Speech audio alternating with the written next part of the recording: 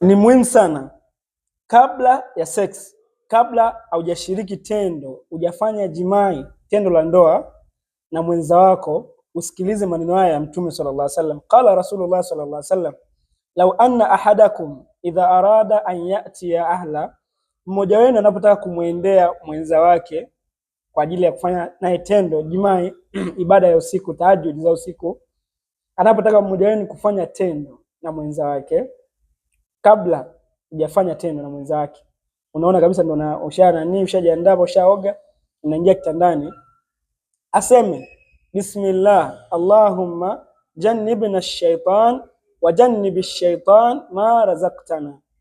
Narudia, useme bismillah allahumma jannibna ash-shaytan wa jannibish shaytan ma razaqtana.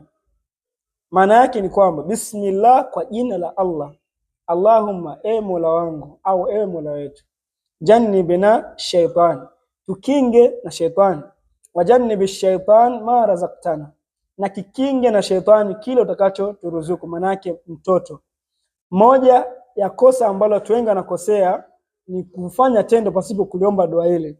Mtume akasema faida zake ni kwamba mtoto atakayejaliwa kupitia tendo hilo hatodhuriwa na shaytani abadan. Usiposoma dua hili, manake unakula na shaytani, unakula na shetani anakula, kwa hiyo unakuwa unapigiwa. So ni vizuri kuishi katika namna ambayo Mtume sallallahu alayhi wasallam ametuelekeza.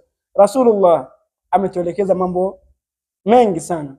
Dini yetu ya Kiislamu haijaacha hata kitu kimoja isipokuwa imekielezea. Kwa hiyo usifanye tendo rafu.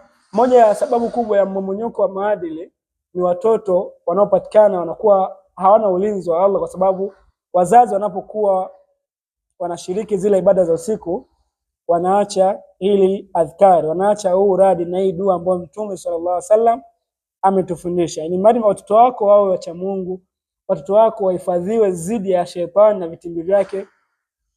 Ni wewe unapotaka kushiriki tendo na mwenza wako, soma hili dua, jifunze, sema bismillah allahumma jannibna ash-shaytan wa jannibish shaytan ma razaqtana. Allahu musta'an. Allahumma taqabbal minna innaka antas samiul alim. Assalamu alaykum wa rahmatullah.